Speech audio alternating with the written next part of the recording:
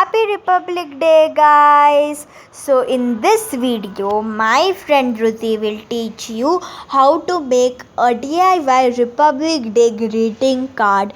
You can give it to your family, friends and even your teachers. So without wasting any time, let's get into the video.